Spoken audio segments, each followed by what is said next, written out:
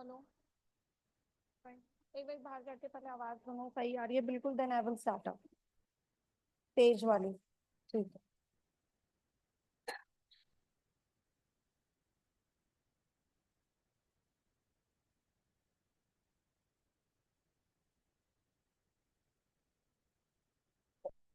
Good evening to everyone. Today we will starting our marathon class for the paper number 4, business economics. Okay. First of all, I try my best to make this notes. Really, I've given a very important time of mine preparing a notes for you. So try your best to read each and every point, and definitely these points will help you in getting the quick revision at the last moment of 1 or 2 days when you have in between, right? Before that, no need to study these points. Just focus on your study material on the top priority. Give your test on your top priority. But only at the time of revision, focus on these points. But before that, in today's session, just having a look of all these points.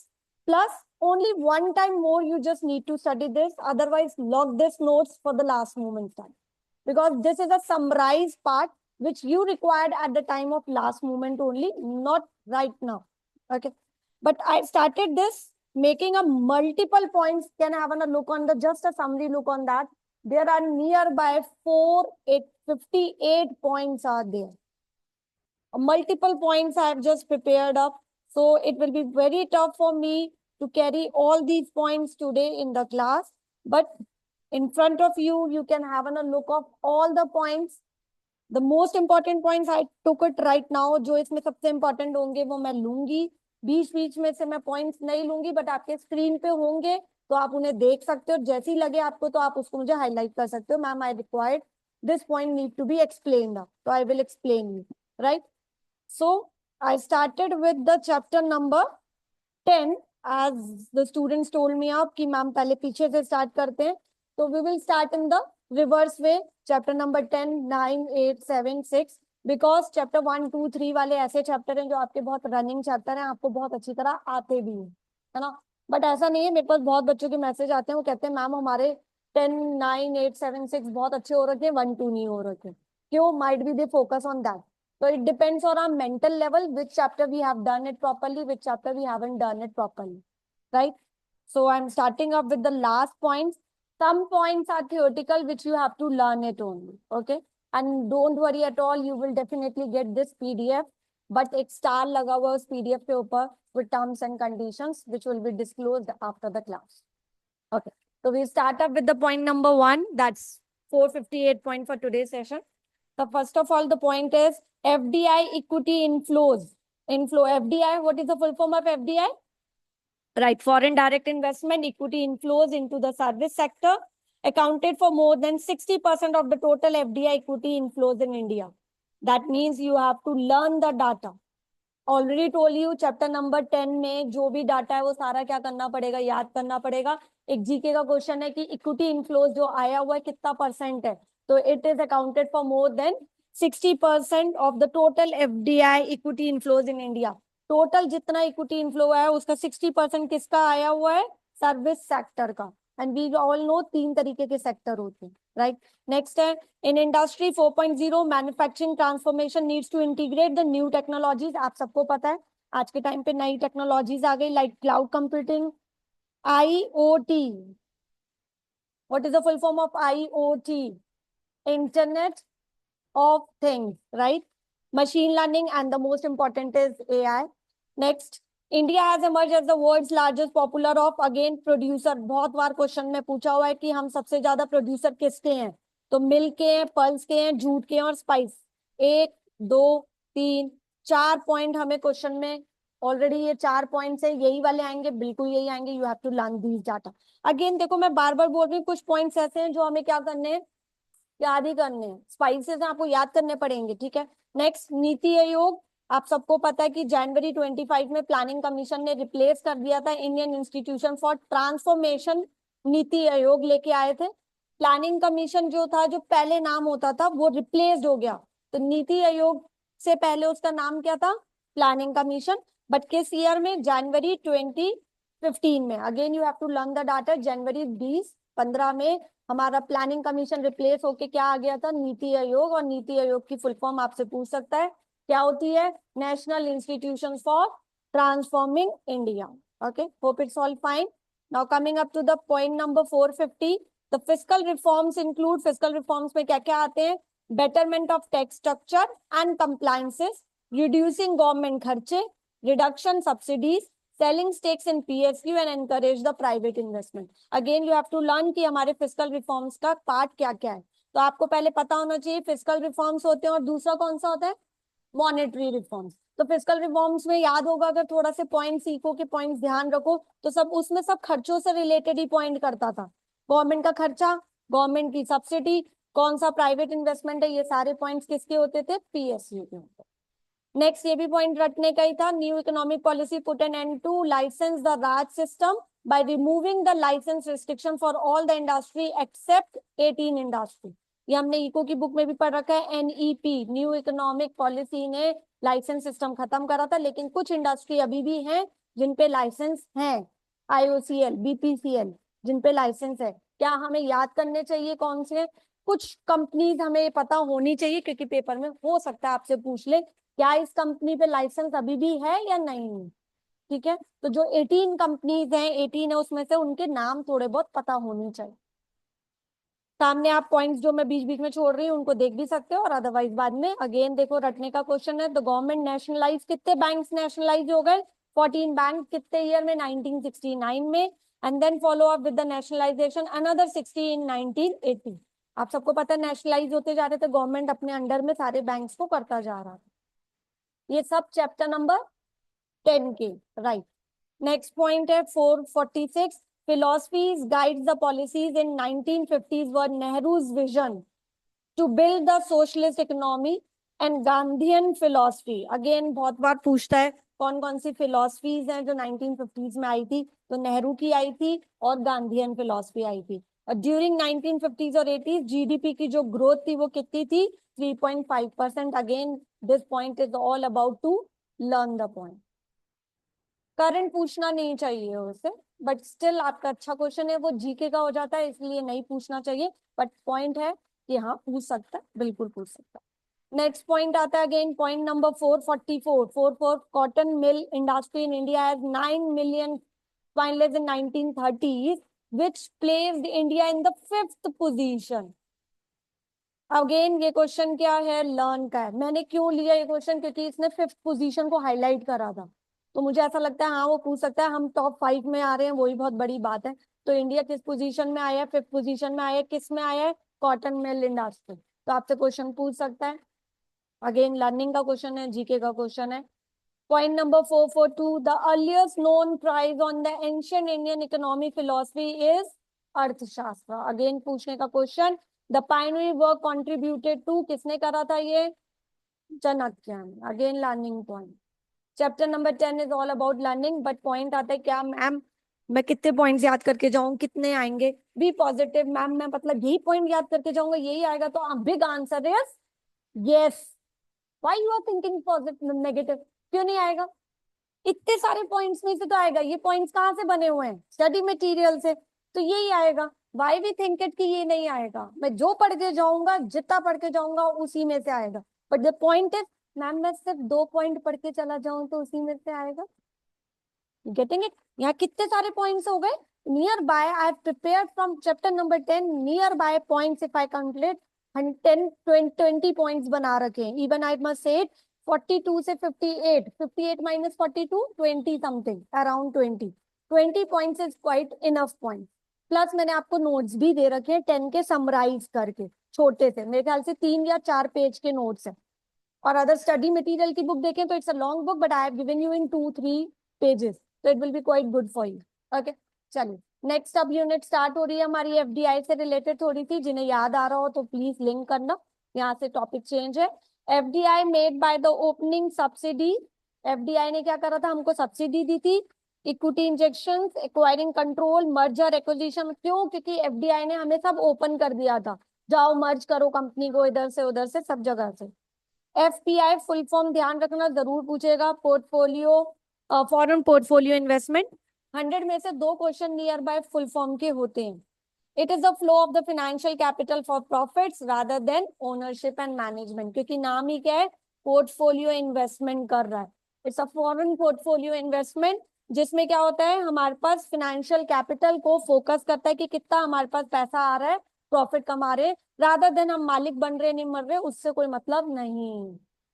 FDI foreign direct investment में किससे फायदा होता है, real investment in assets and involves ownership. देखो यहाँ ownership को focus करा है और यहाँ ओनरशिप को फोकस नहीं किया, तो पूछ सकता है क्वेश्चन। एफडीआई में ओनरशिप को फोकस करते हैं नहीं करते, करते हैं, और एफपीआई में ओनरशिप को फोकस नहीं करते। तो बेसिक चेंज था, तो I try to find out this छोटे छोटे क्वेश्चन ऑल्सो।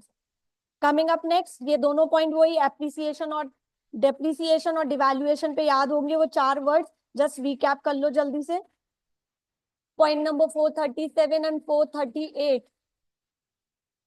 अपने आप एक बार ही रीड करके देखो, क्लियर है। एप्रिसिएशन का मतलब क्या होता है और डिवैल्यूएशन का, ये एप्रिसिएशन आ गया, ये डेप्रिसिएशन आ गया, डिवैल्यूएशन आ गया, just recap once. Yes, very true, very true. appreciation of a currency is increase in the value of currency in respect to other countries, appreciation हो गया। और depreciation में क्या होता है, decrease in the value of currency in respect to other countries। और devaluation मतलब downward adjustment in the value of the currency। मैंने पॉइंट कोशिश करा है कि जो एक वर्ड्स भी लिखे हुए हैं ये सारे स्टडी मटेरियल की लाइंस हैं, कोशिश यही करिए। चलिए नेक्स्ट, वेरी वेरी इंपॉर्टेंट, जो मुझे लगता है बहुत बार पेपर में आता है, फॉर्मूला पूछता है आपका, रियल एक्सचेंज रेट का formula is equals to normal exchange rate multiply by domestic price upon foreign price. तो ये आपको याद होना चाहिए फॉर्मूला, ठीक है। नेक्स्ट है नॉमिनल और रियल एक्सचेंज रेट की डेफिनेशन आपसे पूछ सकती है, यहाँ सामने दे रखा है। Nominal exchange rate is a rate at which a person can exchange currency from one country with another. भाई मैं तुझसे इतने रुपए में चेंज कर रहा हूँ, person person can exchange currency with one another, एक कंट्री दूसरी कंट्री से चेंज कर रहा है। बट रियल में क्या होता है, in which a person can trade trade goods and services of one country for goods and services for another. Trading जब भी होती है तो वो किस में होती है, रियल एक्सचेंज रेट, जिसको हम एनएससी और बीएससी एक्सचेंज रेट के थ्रू करते हैं, राइट। फिक्स एक्सचेंज रेट में सारे रेट कौन डिसाइड करता है, गवर्नमेंट करती है। और फ्लेक्सिबल एक्सचेंज रेट में on the basis of demand and supply of the market, ठीक है। नेक्स्ट हमारे को याद है एक मैनेज फ्लोट सिस्टम होता है, free float exchange rate system होता है। मैनेज फ्लोट सिस्टम में सब लोग कौन होते हैं, exchange rate are free to float, but government या सेंट्रल बैंक इन्फ्लुएंस करती है, क्योंकि वर्ड ही क्या है इसमें, मैनेज, राइट। और फ्री फ्लोट में गवर्नमेंट का कोई भी रोल नहीं होता, तो बेसिक डिफरेंस है इन दो में, राइट। नेक्स्ट है 429, अगेन जीके का क्वेश्चन है। After 12th round, that is G20 economics lead to pledge collectively to keep the market open and predictably to allow free flow of foods and fertilizer, food and fertilizer को ज्यादा focus करा। तो ये again learn का point है, GK का point है, okay. Again बहुत बार रिपीट हुआ है, जीके का पॉइंट है, Doha round, that is a 19 round since second world war at the WTO fourth ministerial conferences. It aims to accomplish the major modification of the international trading system by very very important lowering the trade barriers। जितनी भी रुकावटें थी trading में वो सब खत्म कर दी थी, तभी आज के टाइम पे देखो trading can be done widely है, and revise the trade rules. तो आपको ये दोहा राउंड इसको क्या करना है, याद रखना है कि अच्छा कोई एक कमेटी थी, राउंड था जो हमें याद है, ठीक है। Sometimes some students use to say it, ma'am E को तो समझने की है, एग्जैक्टली बिल्कुल, चैप्टर नंबर 1 है, 2 है, 3 है, 4 है समझने के, बट लास्ट के जितने चैप्टर्स हैं, चाहे वो इंटरनेशनल फॉरेन ट्रेड थे, मॉनेटरी पॉलिसी, फिस्कल पॉलिसी या इंडियन इकोनॉमी, वो क्या है कुछ हद तक याद के। मैम ऐसा रखा क्यों, समझने का रखना चाहिए था। अगेन सिंपल एग्जाम्पल, सारी हार्ट बीट्स की जो लेयर्स होती हैं वो सेम, हम रोज कपड़े सेम, तो इकोनॉमिक्स में सारी चीजें सेम। कितना इजी सा आंसर है जिसका आपने बिल्कुल मुझे फौरन बता दिया, ठीक है। तो प्लीज ध्यान रखा करो, हर चीज सेम नहीं होती, तो इको में भी कुछ टॉपिक ऐसे हैं जो याद करने ही पड़ेंगे, okay. Now coming to point number 427, some important WTO agreements. ये मैंने जानबूझ के लिए जिससे आपको सारे फुल फॉर्म्स दिख जाए। तो ये एग्रीमेंट से पूरा लर्निंग पॉइंट है, बट इसलिए लर्निंग है जिसमें आपको SPS, TBT, PSI, GATS, TRIPS, very very very important, TRIPS की full form trade related aspects of IPR, intellectual property rights. Even IPR is something very important जो आज के टाइम पे लोग MBA तक करते हैं इन IPR में। Intellectual property rights means copy right, patent right, ठीक है। नेक्स्ट है गेट्स, अगेन ये भी बहुत बहुत इंपॉर्टेंट है, general agreement on trade in services. आप जब भी किसी से ट्रेडिंग करते हो सर्विस से रिलेटेड तो गेट्स आपकी कंफर्मेशन लेता है। लोग CA बनने के बाद इन चीजों में भी स्पेशलाइज्ड होते हैं क्योंकि ये एक तरीके से इंटरनेशनल लेवल पे जा रहा है, ओके। तो these are the points which you have to learn it again. I just stop for a minute, just check it once again. मैं स्क्रॉल डाउन कर रही हूँ, कोई ऐसा पॉइंट आपको लग रहा है so we can recap that point once again. I'm just scrolling down. Have a look on that. If you feel any points to be read up or revise up, I will help you out. अभी तक हमने near by chapter number 10 को देखा है और last वाले foreign exchange के chapters को देखे। Just focus on the points in front of you. कोई भी ऐसा पॉइंट आ रहा है तो you can message me in the chat box also, like this point need to be recapped. Done?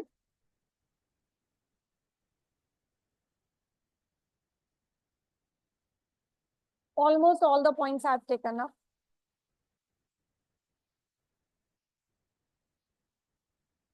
Done for now? Chal. We come up again. Next points. Now 426, guiding the properties of WTO, most favorable nation, that is national treatment, free trade, free discrimination, detectability, promoting fair competition, encouraging development and economic reforms. ये सब क्या है? ये principles हैं। तो आपको again ये सारे प्रिंसिपल्स के बारे में क्या होने चाहिए, पता होना चाहिए, लर्न होना चाहिए पेपर में। ये सारे प्रिंसिपल मैंने बुक के ही लिए हैं। अब पेपर में कोई भी प्रिंसिपल एक्स्ट्रा लिख दिया उसने तो आपको पता होना चाहिए नहीं ये तो प्रिंसिपल है ही नहीं WTO का। तो अब मैम WTO के प्रिंसिपल तो बहुत सारे हो सकते हैं, हाँ, लेकिन जो हमारे क्वेश्चन में हमारी बुक में दे रखे हैं हमें वो तो क्या होने चाहिए, याद होने चाहिए, ठीक है। नेक्स्ट है अगेन WTO ने जो सेक्रेटरीट है कहाँ पे है, उसका सेक्रेटरी है जिनेवा। तो अगेन अब हमें जिनेवा को क्या करना पड़ेगा, याद करना पड़ेगा। जिसको कौन हेड करता है, DG याद करता है, director general. It has N 3 tier system. उसके अंदर कितने सिस्टम चलते हैं, 3। कौन कौन से, पहला मिनिस्ट्रियल कॉन्फ्रेंस है, दूसरा जनरल काउंसिल है, तीसरा गुड्स काउंसिल है जिसको हम ट्रिप्स काउंसिल के नाम से बोलते हैं। Goods council, service council, intellectual property, that is trips council, ठीक। अगेन आप बताओ किसी ऑर्गेनाइजेशन का स्ट्रक्चर है, जैसे आपके घर का स्ट्रक्चर है, आपके घर का स्ट्रक्चर क्या सबका सेम होगा, नहीं। क्या सबका स्ट्रक्चर जिस हिसाब से होगा हमें उस हिसाब से वर्किंग करनी पड़ेगी, बिल्कुल। तो हमें इसके स्ट्रक्चर को क्या करना पड़ेगा, याद रखना पड़ेगा कि मिनिस्ट्री कॉन्फ्रेंस में सारे डिसीजन जो होते हैं वो कौन लेते हैं, मल्टीलेटरल ट्रेड एग्रीमेंट। मल्टीलेटरल मतलब बड़े बड़े लेवल पे इकट्ठे लिए जाते हैं। जनरल काउंसिल में that's a trade policy review and dispute settlement body लेता है जिसको हम DSB बोलते हैं। DSB, डिस्प्यूट सेटलमेंट बॉडीज के थ्रू ये सेटलमेंट किया जाता है, ठीक है। नेक्स्ट आता है goal of WTO, very important. इसका मेन गोल क्या है कि सारा जो ट्रेड फ्लो हो रहा है वो क्या हो, स्मूथली हो, प्रिडिक्टेबिलिटी, हम उसे देख सके, एंड फ्री एज पॉसिबल। सबको फ्री करो, तभी तो इसका नाम क्या है, WTO। नेक्स्ट है final ground of GATT, again GK का question, that is started in Bangladesh in और उरुगुरी। कब स्टार्ट हुआ था, सितंबर 1986 and which has ended in the December 1993। अब इसमें समझना क्या है, हम भी कहाँ में है तो समझ रहे, फिर क्या करना है, इसको याद करना है ये पॉइंट कि भाई एक कमिटी थी जिसका नाम गेट था, वो कब स्टार्ट हुआ था, सितंबर 86 में हुआ था, एंड अप कब हुआ, दिसंबर 1993 में हुआ। अब याद करने का सबसे अच्छा तरीका 3-4 बार पढ़ो तो याद हो जाता है, ठीक है। नेक्स्ट आते हैं हम again get, that's a general agreement और टैरिफ एंड ट्रेड। उसके कुछ पॉइंट्स लिखे हुए हैं मैंने, जस्ट अ जनरल रीड। तुम्हें याद रखना है कि उसके अंदर कितने कमिटी मेंबर होते हैं, 10 कमिटीज होते हैं, उन सबके अपने अपने सब्जेक्ट्स के नाम पे अलग अलग है। Next very very important, rates जिसे बोलते हैं regional trade agreements, that's a grouping of country. Rates का मतलब ही देखो वर्ड ही बता रहा है, रीजनल, अलग अलग रीजन के ट्रेड एग्रीमेंट बना देते हैं। तो इसमें अलग अलग ग्रुप कर देते हैं कंट्रीज को, जिसको हमने क्लासिफाइड डिवाइड कर रखा होता है। कैसे? Unilateral, bilateral, regional preferential trade agreement, trading block, free trade era, custom union, common market, economic and monetary union. Very very very important, paper में बहुत बार आया है टॉपिक। ठीक है, तो इन सब के बारे में हमें थोड़ा थोड़ा पता होना चाहिए। नेक्स्ट आते हैं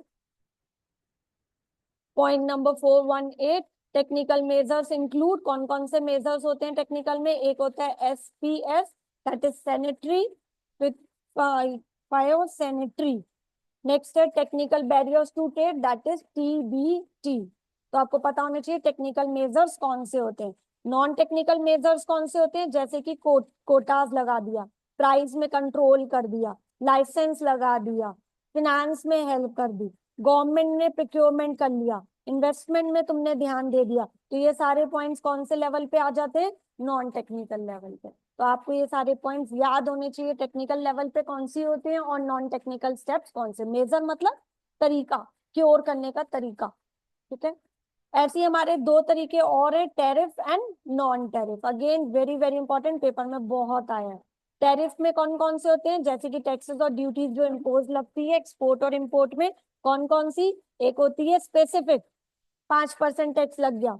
एक एडवोरम, एक मिक्स्ड, एक कंपाउंड, एक टेक्निकल, एक tariff rate quota, most favoured nation quota, variable, preferential, bond. ये सारे क्या हैं हमारे टैरिफ के रेट्स और तरीके। तो अगेन वेरी इंपॉर्टेंट, बहुत बार आया है। रीजन क्यों? क्योंकि बीइंग अ सीए आपको पता तो होना चाहिए हमारी कंट्री में टैरिफ या टैक्सेस लगते हैं कौन से तरीके से। नॉन टैरिफ मेजर कौन से हो गए? जैसे कि टेक्निकल और दूसरा नॉन टेक्निकल, जो अभी हमने नीचे पढ़ा। ये किसके पार्ट होते हैं? नॉन टैरिफ मेजर के। ठीक, नेक्स्ट आते हैं। अगेन बिल्कुल रटने का पॉइंट है, इसको 2008 में नोबेल प्राइज मिला था, इसलिए मैंने इसको लिया क्योंकि इसको प्राइज मिला हुआ। नेक्स्ट आते हैं, अगेन वेरी इंपॉर्टेंट, आपने वर्ड बहुत बार सुना होगा, एब्सोल्यूट एडवांटेज थ्योरी और एक कंपैरेटिव एडवांटेज। मेरी क्लास ली होगी तो उसमें बहुत अच्छे तरीके से एग्जाम्पल से भी मैंने समझा रखा है। As a theory of absolute advantage, a country will export the products which can produce with higher efficiency than other nation. Company को, उस कंट्री को वो प्रोडक्ट को एक्सपोर्ट करना चाहिए जो उसे लगता है कि मैं बहुत अच्छे तरीके से बना सकता हूँ कम रिसोर्सेज में। तो वो क्या कहलाता है? एब्सोल्यूट एडवांटेज थ्योरी का पार्ट होता है। But I am talking about comparative advantage, a country will export the products which it can produce with lesser opportunity cost than that of another commodity. कभी कभी क्या होता है, मुझे कुछ चीज बनाने के लिए कहा गया, बट उसे बनाने में मुझे ज्यादा खर्चा करना पड़ रहा है एज कम्पेयर टू ये चीज तो मैं बहुत कम खर्चे में बना लेता हूँ। तो जो चीज आप कम खर्चों में बनाओ उसको बनाना चाहिए। कंपैरिजन, कंपैरेटिव बोल रहा है ना वर्ड ही, कंपैरेटिव। तो कंट्री को वो प्रोडक्ट एक्सपोर्ट करना चाहिए जो उसे लगे कि मैं कम खर्चों में जल्दी एक्सपोर्ट या जल्दी बना पाऊंगा और पैसा कमा पाऊंगा। ठीक है, तो वो कंपैरेटिव एडवांटेज थ्योरी का पार्ट होता है। ऐसी एक थ्योरी है जिसका नाम है हेक्सन ऑलिंग थ्योरी। इसने क्या कहा था? कंट्री को एक्सपोर्ट करना चाहिए वो product whose production requires factors of production which is abundantly available with them। जो चीज तुम्हारे पास अवेलेबल है बहुत ज्यादा सस्ते में, वो तुम बनाओ और एक्सपोर्ट कर दो।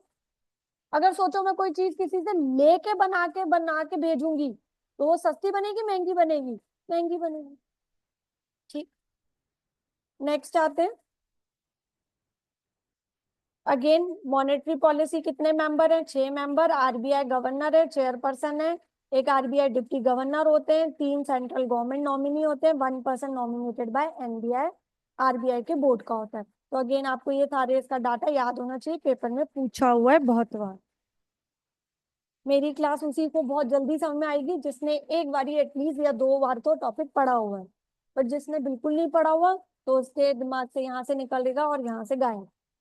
क्योंकि ये मैराथन क्लास का मतलब ही क्या होता है कि yes you have studied the chapters, then only it will be clear for you. Okay. Next again, the central government has notified कितने परसेंट, 40% CPI. CPI की full form consumer price index inflation with the deviation of 2% as the target. उन्होंने सोचा था 2% तक का target का deviation लेके चले थे, तो कितना परसेंट अचीव करा था उन्होंने, 4% का इन्फ्लेशन टारगेट किया था. अगेन ये छोटे छोटे टर्म्स CRR SLR ये मेरे को लगता है आपको याद होने चाहिए, 12th में बहुत बार पढ़े हुए हैं. I just given a short summary of that.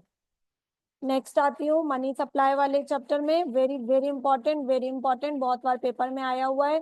Change in money supply. Change in money supply मतलब मनी में कितना सप्लाई में चेंज हुआ है. तो फॉर्मूला होता है 1 divided by reserve, reserve into change in reserve. Right. तो आपको ये याद रखना है. मल्टीप्लायर एम जिसको हम बोलते हैं, इसका फॉर्मूला होता है money supply upon money base, और जिसको हम 1 अपॉन आर बोलते हैं. बुक का लिखा हुआ है मनी सप्लाई को इस तरीके से भी इंडिकेट करते हैं, M is equals to M मतलब money supply, small M is equals to जो हमारी मनी में मल्टीप्लाई कितना मनी से हम आगे और मनी जनरेट करते हैं, multiply by again money supply into B. और एम बी को हम शॉर्ट में एक तरीके से चेंज इन मनी सप्लाई भी बोलते हैं.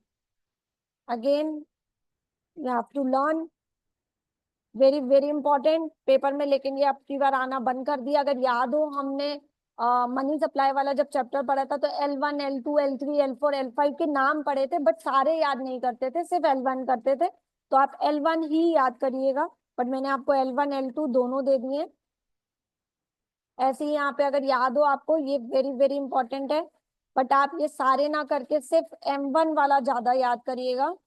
मनी वन में क्या क्या आता है, तो मनी वन में हम सामने देखते हैं, अगर शॉर्ट में याद होगा जिसको सीसी प्लस ओडी याद आ रहा है, तो सीसी मतलब होता है currency notes coins with the people, OD मतलब होता है demand deposits with the banking system. अच्छा मैं डीडी भूल गई हूँ, CC plus DD plus OD.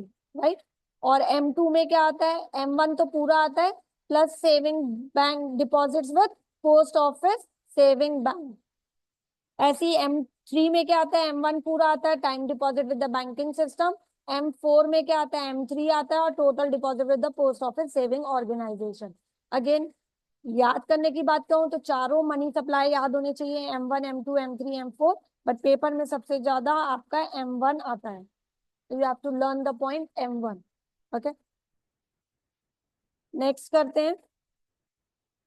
Again theoretical as per the Tobin, paper में गिवन था तो इसलिए मैंने वहां से लिया. टॉबिन ने मनी को लिए बोला है कि मनी क्या है, money is a safety assets but investor is willing to sacrifice it for a higher return.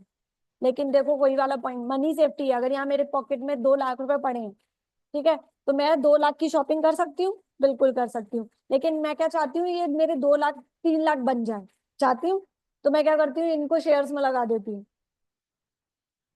लेकिन रिस्क लिया, तभी इसने कहा देखो ये सेफ एसेट्स है, लेकिन इन्वेस्टर मैं सेक्रीफाइस करने के लिए तैयार होती हूँ इसे. किसके लिए, हाई रिटर्न. एक शब्द भूल गया गया क्या, रिस्क. और इसी को बोलते हैं रिसर्च गैप.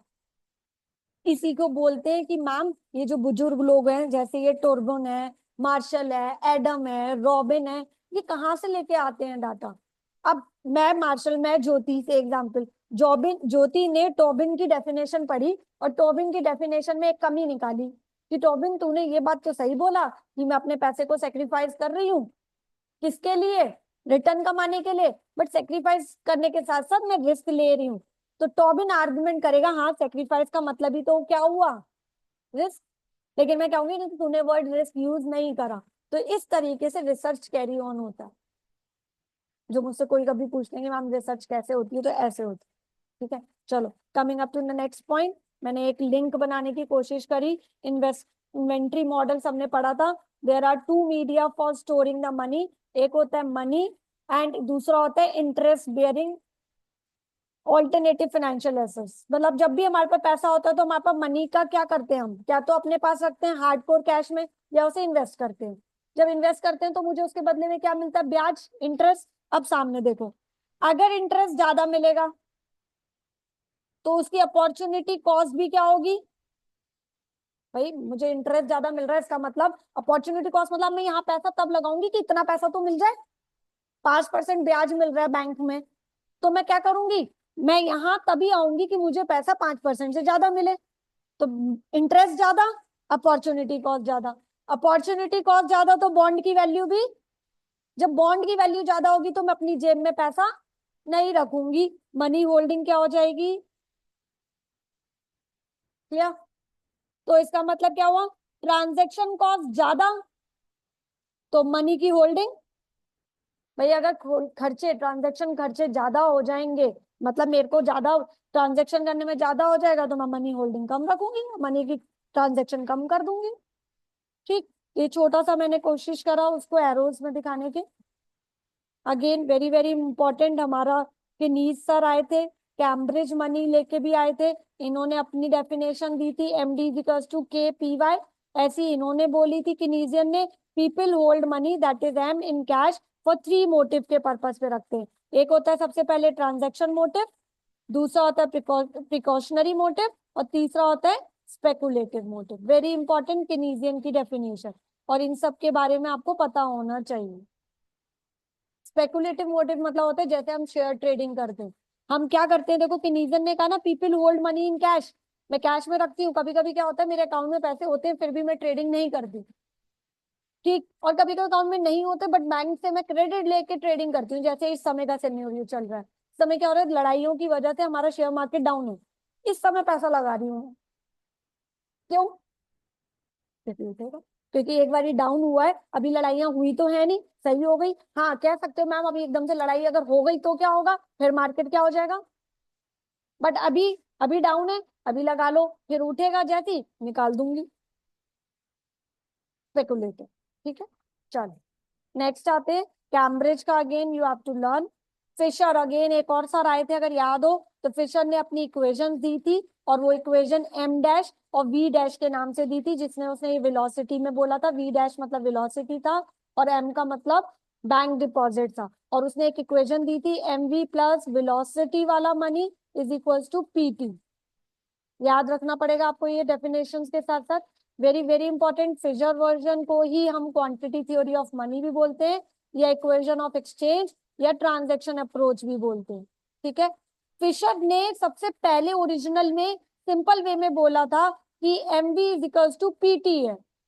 टी मतलब ट्रांजैक्शन, पी मतलब जितना हम अपने होल्डिंग से लेके वर्क कर रहे हैं। लेकिन जैसे ही उसने बाद में एक्सटेंडेड वर्जन भी लेके आया था, क्यों? Updated version. उसने कहा कि नहीं, मनी को हम एकदम से होल्ड नहीं कर सकते, उसके अंदर वेरिएशन भी तो आएगा, वेलोसिटी चेंज भी तो आएगी। तभी यहाँ पे इसने वी डैश और एम डैश भी लिया। बट यहाँ पे देखो ना वी डैश है और ना यहाँ पे एम डैश है, क्योंकि ये बेसिक वर्जन है और ये कौन सा है, एक्सटेंडेड वर्जन। ठीक, नेक्स्ट आते हैं। अगेन क्राउडिंग आउट बहुत बार पेपर में रिपीट हुआ है ये क्वेश्चन। क्राउडिंग आउट क्या होता है? तो एक फिनोमिना है जो government spending substitute the private spending.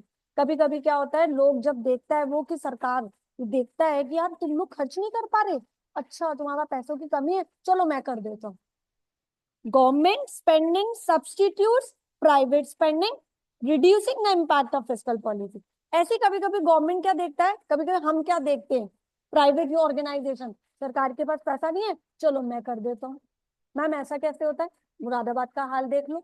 Moradabad में एक सरकारी कॉलेज बता दो या स्कूल बता दो जहाँ पे बच्चे पढ़ने जाते हैं, हम में से ही कोई बता दो। पढ़े? नहीं, हम लोग सब KCM, Saint Mary's, CL Gupta से, जितने भी हैं सब प्राइवेट स्कूल्स हैं। प्राइवेट स्कूल के पढ़े हो, क्यों? क्योंकि यहाँ पे गवर्नमेंट स्पेंडिंग है ही नहीं। और अब्रॉड में जाके एक बार सर्च करना अपने स्टडी, अपने दिमाग के लिए, वहाँ प्राइवेट स्कूल्स ही नहीं है, वहाँ सब गवर्नमेंट स्कूल्स चलते हैं, बिकॉज वहाँ गवर्नमेंट खर्चा करती है। और यहाँ क्या हाल है, गवर्नमेंट की स्पेंडिंग को सब्स्टिट्यूट करा, हेल्प करी, किसने हेल्प करी? प्राइवेट ने। और तभी यहाँ देखो प्राइवेट बैंक ज्यादा है, प्राइवेट बैंक ज्यादा है या गवर्नमेंट बैंक ज्यादा है? प्राइवेट। प्राइवेट स्कूल ज्यादा है गवर्नमेंट? गेटिंग? प्राइवेट कॉलेज ज्यादा है गवर्नमेंट? प्राइवेट जॉब ज्यादा है गवर्नमेंट? प्राइवेट। चलो नेक्स्ट आते हैं। गवर्नमेंट एक्सपेंडिचर में क्या क्या पॉइंट्स आते हैं, वेरी इंपॉर्टेंट। करंट एक्सपेंडिचर होता है जो डे टू डे रनिंग के लिए होता है। एक कैपिटल एक्सपेंडिचर होता है जो कैपिटल इक्विपमेंट्स और इंफ्रास्ट्रक्चर के लिए होता है। नेक्स्ट हमारी वेरी इंपॉर्टेंट, आप सबको पता है दो तरीके की फिस्कल पॉलिसी होती है, एक्सपेंशनरी फिस्कल पॉलिसी और एक कॉन्ट्रैक्शन फिस्कल पॉलिसी। एक्सपेंशन मतलब ही है कि गवर्नमेंट क्या कर रहा है, इंक्रीज कर रहा है अपने खर्चों को, जिससे कि इकोनॉमी को थोड़ा सा ऊपर लेके आ सके। और कॉन्ट्रैक्शन में क्या करता है, गवर्नमेंट अपने खर्चे क्या कर देता है, कम कर देता है। देखता है कि यार तेरे पास पैसा है, करो, तुम करो, तो कॉन्ट्रैक्ट कर देता है। ठीक है, अपने खर्चों को कम कर देता है। फॉर्मूला वेरी वेरी इंपॉर्टेंट जो हमने पढ़ रखा है, अगर याद हो, GDP is equals to C plus I plus G plus X minus N. C का मतलब कंजम्पशन एक्सपेंडिचर, आई का मतलब इन्वेस्टमेंट एक्सपेंडिचर, जी का मतलब गवर्नमेंट एक्सपेंडिचर, एक्स का मतलब एक्सपोर्ट माइनस इम्पोर्ट। राइट। अब मैं इन सबके फुल फॉर्म नहीं लिख सकती थी, जगह बचानी थी, वरना पॉइंट्स पॉइंट्स और बढ़ जाते। Now coming up, fiscal policy हमने सबने पढ़ रखा है। नाउ यहाँ पे बहुत सारे मैंने छोटे छोटे से पॉइंट्स लिए, इसके अंदर इंपॉर्टेंट डेफिनेशन, 5-7 इंपॉर्टेंट डेफिनेशन सामने दिख रही है, जिसमें से सबसे इंपॉर्टेंट बहुत बार आई हुई है और आपके लिए नहीं होती है ये। रीड करिए। The parliament has very limited time for explaining या एग्जामिनिंग द खर्चा demand by all the ministry. जैसे यहाँ मिनिस्टर्स बैठे हुए हैं, रेल मिनिस्टर, स्कूल मिनिस्टर, कपड़ा मिनिस्टर, सब मिनिस्टर बैठे हैं, मैं पार्लियामेंट हूँ। तुमने अपने खर्चे मांगे, अपने खर्चे मांगे मेरे को, अपनी बार मैम इस बार बजट में इतना खर्चा करना है। अब मैं तेरे बजट को देख रही हूँ, मैं एग्जामिन करने में टाइम लगेगा तो तेरे, तो मैं क्या करती हूँ, मेरे पास इतना टाइम नहीं होता, वेरी लिमिटेड टाइम होता है, तो मैं क्या करती हूँ, so once the prescribed period for the discussion on demand for grants is over, मैं बाई चांस तेरी प्रॉब्लम सॉल्व कर पाई और टाइम ओवर हो गया, तो तुम दोनों का रह गया अभी, तो क्या होगा, the speaker of Lok Sabha puts all the outstanding demand, जो तुम्हारी डिमांड है वो क्या करेगा, वेदर डिस्कस और not to vote of the house, Lok Sabha house या पार्लियामेंट हाउस में कैरी फॉरवर्ड कर देता, तो उसी को क्या बोलते हैं, गलत। ये टेक्निकल वर्ड है। अब तुम बताओ मुझे, इस टेक्निकल वर्ड को समझना पड़ रहा है या फिर इसको याद भी रखना पड़ेगा। हाँ, हिंदी में आप इसकी समझ सक गए कि भाई पार्लियामेंट कहता है कि मेरे पास बहुत टाइम कम होता है, मैं सारे खर्चों को इकट्ठे नहीं कर सकता, तो जो खर्चे डिस्कस नहीं हुए, जिनको मुझे करना है लेकिन अभी मैं चेक नहीं कर पाया, उनको कैरी फॉरवर्ड कर दो। और मैं भी यही करती हूँ, अगर ध्यान से देखो, आज नहीं प्रॉब्लम बता पाई तो मैं कहती हूँ कल क्लास में बता दूंगी। चलिए, ऐसे यहाँ पे बहुत सारी डेफिनेशंस है, वेरी वेरी इंपॉर्टेंट है। Consolidated fund of India, consistency fund of India, public account, cut motions, ये सारी डेफिनेशंस अच्छी डेफिनेशंस है, मैंने बहुत छोटे छोटे की पॉइंट्स में एक्सप्लेन करी हुई है। राइट। नेक्स्ट आते हैं, again very important, balance budget हमें पता है, जब रिवेन्यू किसके इक्वल होता है, खर्चों के। डेफिसिट बजट क्या होता है, जब रिवेन्यू खर्चा सरप्लस, राइट, ये आप सबको पता है। अगेन फॉर्मूले, fiscal deficit is equals to revenue expenditure capital expenditure minus revenue receipts and capital receipt. लेकिन इंपॉर्टेंट पॉइंट है, एक्सेप्ट बोरिंग, तो ये बोरिंग वाला क्वेश्चन पेपर में पूछ लेता है। राइट। अगेन फॉर्मूला आपने पहले भी याद करा हुआ है, nothing is to be new in this. Coming up next, the fiscal responsibility and budget management formula, that is FRBM, was passed in 2003 to provide a legislative framework for reduction of deficit. कहीं भी हमारी economy में जो deficit आया था उसको खत्म करने के लिए एक नया रिफॉर्म आया था, तो आपसे क्वेश्चन में कैसे पूछेगा, 2003 में कौन सा नया रिफॉर्म लेके आया, एक गवर्नमेंट जो इतनी भी कमियां हो रही थी, डेफिसिट हो रही थी, उसको सही कर सके। अब अगेन टेक्निकल है नहीं है, 2003 में कौन सी रिफॉर्म लाया था, 10 रिफॉर्म के नाम भी दे दे, तुम्हें याद ही नहीं आएगा जब तक तुम्हें क्या नहीं होगा, याद नहीं होगा कि 2003 में तो BFRPM रिफॉर्म आई थी। और ये वही क्वेश्चन है जो मैं आपको बताती हूँ हमेशा कि वो 10 क्वेश्चन होते हैं ना, ये वो 10 क्वेश्चन है जो लास्ट में मुझे तभी याद आएंगे जब मुझे क्या होंगे, वो याद होंगे, समझे हुए होंगे तो नहीं आएंगे। चलिए नेक्स्ट देखते जाइए, छोटे छोटे से बिल्कुल पॉइंट दे रखे हैं। Revenue receipts, capital receipt, it consist of tax revenue and non tax revenue. Capital receipts क्या होते हैं, जो डेप्ट का पार्ट होता है, और नॉन डेप्ट कैपिटल रिसिप्ट्स का पार्ट होता है। ठीक है, मेन है रिसिप्ट्स कैपिटल में। ठीक है, नेक्स्ट है गवर्नमेंट रिसिप्ट्स, आप सबको पता है, यही अभी हमने डिस्कस करा था, दो तरीके के होते हैं, लिस्ट, हाँ, कौन कौन से बजट्स होते हैं, लिस्ट ऑफ बजट डॉक्यूमेंट्स जो पार्लियामेंट को प्रेजेंट किए जाते हैं, जो पार्लियामेंट के सामने रखे जाते हैं। तो अगेन ये बिल्कुल इसी फॉर्मेट में याद करना है हमें। एक एएफएस होता है, एक डीजी होता है, एक फाइनेंस बिल होता है। ठीक है, अभी नीचे हमने ये पढ़ा था 2003 में ये आया था। तो अगेन आपसे पूछ सकता है इसके अंदर कौन कौन से स्टेटमेंट बनते हैं। तो एक मैक्रो इकोनॉमिक फ्रेमवर्क बनता है, और मीडियम टर्म फिस्कल पॉलिसी कम फिस्कल पॉलिसी स्ट्रेटेजी स्टेटमेंट बनता है। अब ऐसे में आपसे पूछूं, कैश फ्लो स्टेटमेंट में कौन कौन से तीन एक्टिविटी आती हैं, तो ये तुमने समझी थी बेटे। और ये बात क्या किसी ने जनरल ने कहा था? नहीं, ये किसने बोला था? अकाउंटिंग स्टैंडर्ड 3 ने बोला था। अब किसी को नहीं मालूम तो गड़बड़ है। ऐसे ही हमारे पास टोटल अकाउंटिंग स्टैंडर्ड 1 से लेके 35 36 बनते जा रहे हैं। तो क्या हमें सारे अकाउंटिंग स्टैंडर्ड याद करने पड़ते हैं? तो आंसर है big yes. Accounting standard number 14 होता है अमलगमेशन का। काउंटिंग नंबर 1 कौन सा होता है? Disclosure of all the accounting policies. It's a time when I learn each and every assignment. मतलब ऐसे मुझसे कोई अकाउंटिंग स्टैंडर्ड बोलता था, 25 कौन सा ये रहा, 26 कौन सा ये रहा, मुंह से निकलते थे, क्योंकि that time we have to learn. But अब क्या टाइम होता है, लर्न नहीं होता, बट हाँ पढ़ रखा होता है। बट अगर मुझसे कहो कि आप बताओ एकदम से सारे, won't able to tell up. लेकिन हाँ, जैसे कि accounting standard number 10 fixed assets का 100% याद होता है। क्यों? क्योंकि वो यूज करते रहते हैं। ठीक। तो you have to learn all these accounting standards as well as these documents. Next आ रहा है सामने अगेन लर्निंग का आर्टिकल नंबर 112। 112 में क्या बोला है उसने? Parliament president must share a statement with both house of parliament. और उस स्टेटमेंट का नाम क्या होता है? एएफएस। अगेन आपसे पूछ सकता है एएफ स्टेटमेंट किस आर्टिकल में लिखा हुआ है? आर्टिकल 112। ऐसे मैम बहुत सारे आर्टिकल होते हैं, तो आंसर है बिग यस, बहुत सारे होते हैं। हमें सारे याद नहीं करने, अभी आपको कौन से करने हैं? जो आपकी बुक का दैट इज 112। नेक्स्ट आते हैं। हाँ देखो, ये पॉइंट बहुत अच्छा है। Taxation on goods with negative externalities, जैसे कि पॉल्यूशन क्रिएट कर रहा है, तो उन सब पे टैक्सेशन लगना चाहिए, बिल्कुल लगना चाहिए। And can decrease there consumption and production, को क्या कर देना चाहिए? कम कर देना चाहिए। क्यों? क्योंकि वो कौन से आइटम्स हैं? Negative externality. ठीक है। और इन सब पे गवर्नमेंट को क्या करना चाहिए? डायरेक्ट कंट्रोल देखना चाहिए और इनको रेगुलेट करना चाहिए। चलो नेक्स्ट है अगेन सैमुअलसन की definition. Again has introduce the concept of collective consumption good in his path breaking 1954 में एक पेपर लिखा था उन्होंने, the pure theory of public expenditure. उसमें से पता चला कि उसने एक नया कंसेप्ट निकाल के लाया था, और उस कंसेप्ट का नाम क्या है? Collective consumption.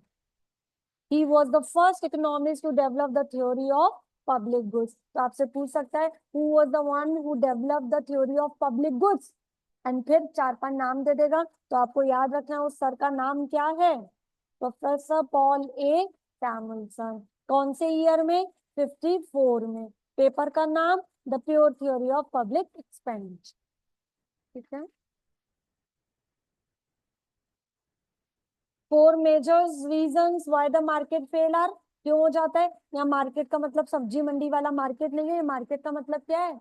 Stock market. Market power खत्म हो जाती है, एक्सटर्नलिटी, जैसे अभी लड़ाइयां आ रही हैं जिसपे हमारा कंट्रोल नहीं है, पब्लिक गुड्स और इनकम्प्लीट इंफॉर्मेशन। कभी कभी आपने देखा पूरी बात सुनते नहीं, लड़ने पहले चले जाते हैं।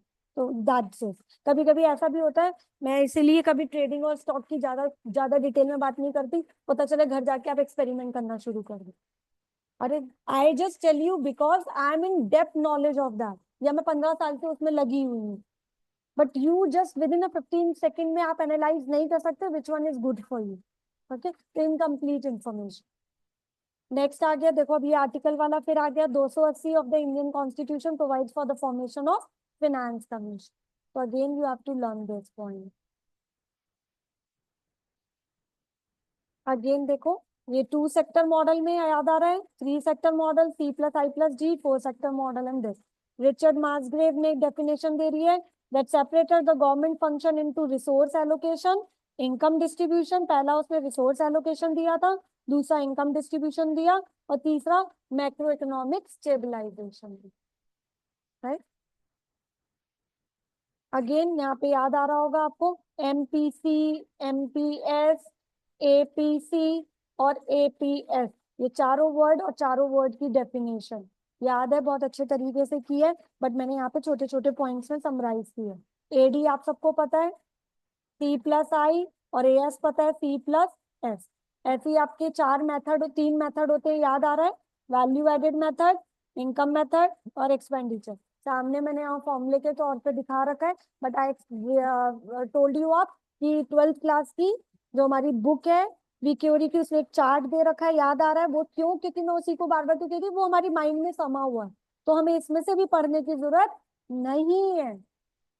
कॉपी पेस्ट मत मारो, अपना जो माइंड में पड़ा हुआ उसी को निकालो तो बहुत अच्छा याद आता है, और मुझे जहां तक याद है वो चार्ट पूरा दिख रहा होगा, तो दैट इज इम्पोर्टेंट। ठीक है, ऐसे याद करो, वीकेओडी में ही प्राइवेट इनकम, पब्लिक इनकम, उन सबका एग्जाम्पल हमने फॉर्मूले याद करे थे, बिल्कुल वहीं से ही रिकैप करो तो ज्यादा अच्छा है। फिर भी मैंने ये सब यहाँ पे आपको दे रखे, ठीक है,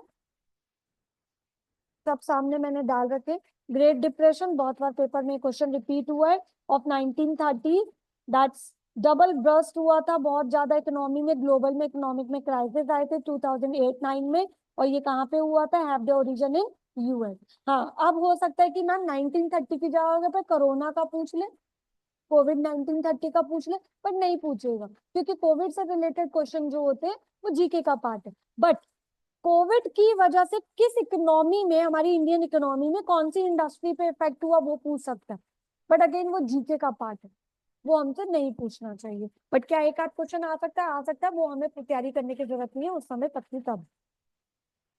क्लम्टर अगेन बिजनेस साइकिल, याद हो कि उसने बोला था इनोवेशन पे फोकस किया था, अब यहाँ याद आ रहा है तुझे क्यों, क्योंकि पढ़ा हुआ है। नीचे याद क्यों नहीं आ रहे थे, क्योंकि वो नहीं पढ़े थे। हाँ, तो तेरे एक्सप्रेशन से पता चल रहा था। अब यहाँ वाला एक्सप्रेशन चेंज हुआ क्यों, क्योंकि ये दो तीन बार पढ़ लिया।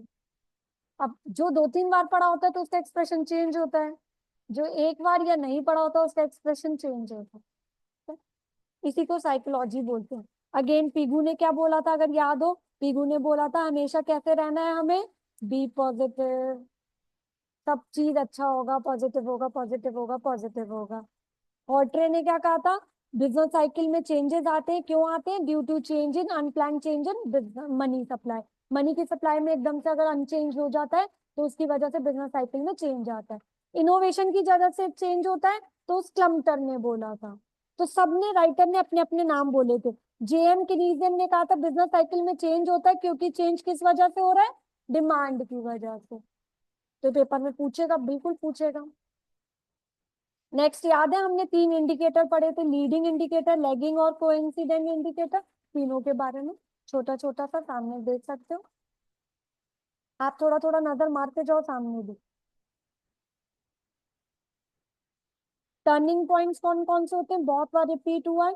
पीक, जब ऊपर पहुंचते हो तो नीचे आता है, और एक डिप्रेशन, जो नीचे पहुंचते हो फिर ऊपर जाते हो। तो ये दो पॉइंट क्या कहलाते हैं, ये दो पॉइंट हैं जो कौन सा कहलाएंगे, टर्निंग पॉइंट। हम बिजनेस साइकिल वाला चैप्टर पे आ गए, उसके क्वेश्चंस कर रहे हैं, सामने देखते जाओ, जो मुझे बहुत इंपॉर्टेंट लगेगा वो मैं आपको बताती जाऊंगी। Again learning, in 1920 UK saw a rapid growth in GDP, production level and living standard, it is an example of business cycle. Ma'am आपने ये पॉइंट क्यों लिया, क्योंकि बुक में लिखा हुआ था, तो मैं बुक में से भी वही पॉइंट ले रही हूँ, वही जीके के पॉइंट ले रही हूँ जो बुक में लिखे हुए। अगर वैसे लेने बैठ गए तो it can be a multiple example, तो मैं बस वो पॉइंट ले रही हूँ जो बुक के।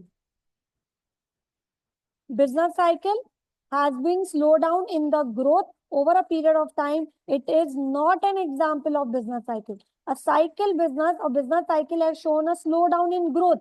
आपकी ग्रोथ हल्की हो रही है over a period of time, तो क्या ये बिजनेस साइकिल का एग्जाम्पल है, तो it's not an example of business cycle. क्या सारे बिजनेस साइकिल की सेम सेम लेंथ होती है, नहीं होती। नाउ यहाँ से फिर चैप्टर स्टार्ट तीसरा हमारा चेंज हो रहा है, मोनोपोलिस्टिक कंपटीशन आ रहा है। यहाँ देखो मैंने सारे ओलिगोपोली के पॉइंट्स लिखे हैं, कौन कौन से होते हैं, बट हमारी बुक में बहुत सारे नहीं, नहीं सारे हैं, सारे एक्सप्लेन करे हुए थे ना उसने, ओपन ओलिगोपोली, क्लोज ओलिगोपोली, ये सारे आपको पता होने चाहिए। इवन ये वाले क्वेश्चन इंपॉर्टेंट है, बहुत बार पेपर में आया है। Kinged demand curve. King demand curve. It is based on the assumption that firm lowers the price of his product, its competitors will follow him and will accordingly lower the price. Whereas if he raises the price above the prevailing point, अगर याद हो, अगर यहाँ तक क्या था prevailing price, तो उसकी मार्केट क्या हो जाएगी, डाउन हो जाएगी. क्या कहता है किंग डिमांड, कहता है कि जो प्राइस मार्केट में चल रहा है, आप अपने प्रोडक्ट के प्राइस उतने तक बेचो, लेकिन अगर आपने उससे नीचे कर दिए प्राइस, यहाँ कर दिए, तो आपकी मार्केट क्या होने लग जाएगी, गिरने लग जाएगी. ठीक है. It's competitors will not follow in increase its price. Types of market ये हम सबको पता है. किंग डिमांड कर्व में जो डायग्राम बनता है, जो नीचे बनाया उस डायग्राम का नाम क्या कहलाता है, रिव्यू.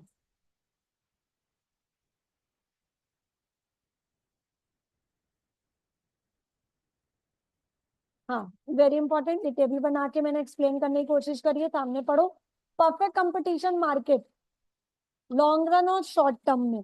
जरा ध्यान से देखो, परफेक्ट कंपटीशन मार्केट में क्या मुझे सुपर प्रॉफिट होता है, तो शॉर्ट रन में तो हो जाएगा, लॉन्ग रन में नहीं होगा. और कब होता है मुझे, जब मेरी रेवेन्यू क्या होगी, कॉस्ट से ज्यादा. और रेवेन्यू भी कौन सा, ए.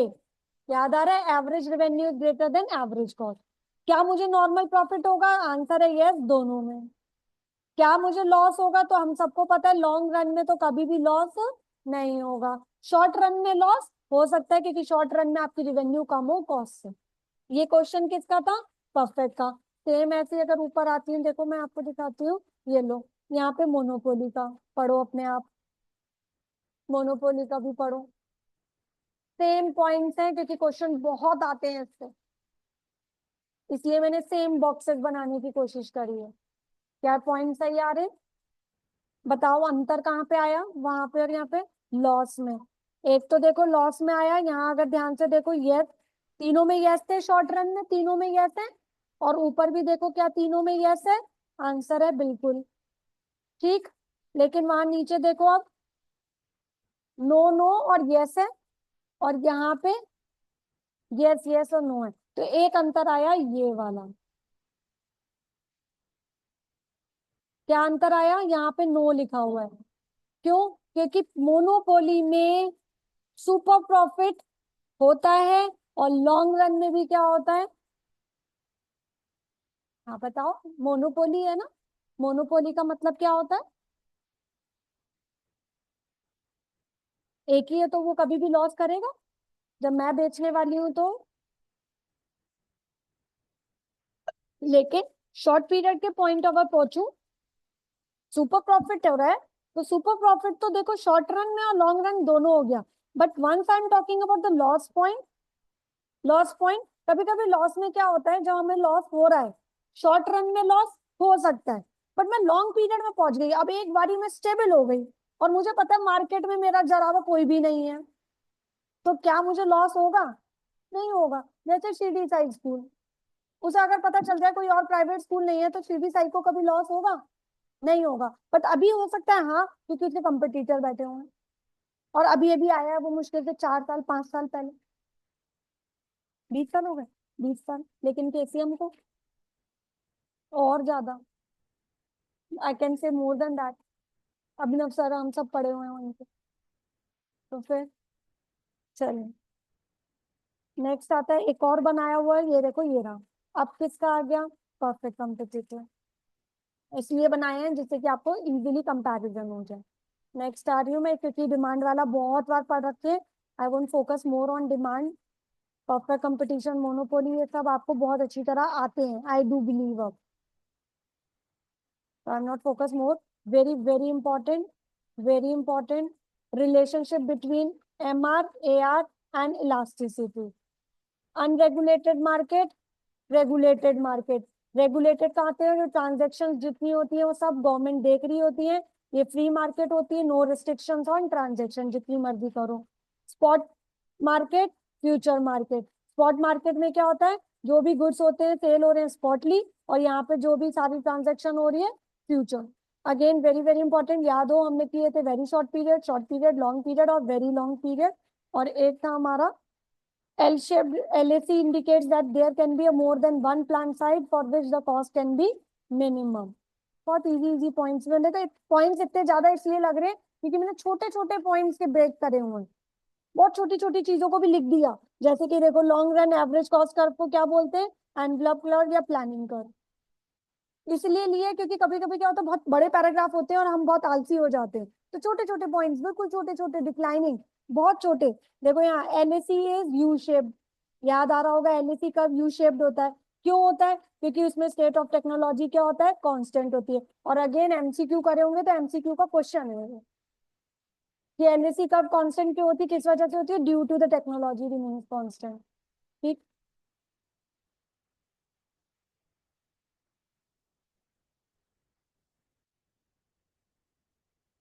ये नीचे मैंने नेक्स्ट पॉइंट में नीचे लिखा हुआ है, नेक्स्ट पॉइंट लिखा हुआ है, if the technology is changing then LAC curve जो हो जाता है वो किस में बन जाता है,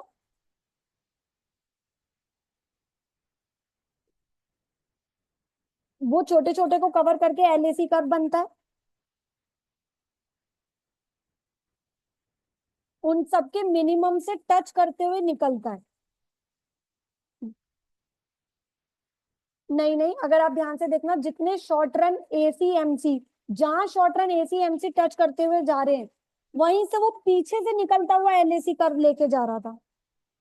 हाँ बिल्कुल बिल्कुल कंपलसरी है, बिल्कुल वो शाहरुख खान की तरह है, ऐसे करके खड़ा हुआ है और यूं उनके मिनिमम पॉइंट्स पे जा रहा है। उसके पीछे रीजन होता है, जिस मिनिमम लेवल पे वो टच करता है वहीं लॉन्ग टर्म उससे निकलता हुआ जाता है। क्योंकि नॉर्मली हम भी क्या करते हैं, जहां पे हमें लगता है कॉस्ट कम है उसी पे हम अपनी मार्जिन क्रिएट करते हैं, ये यहाँ पे परचेजिंग करेंगे।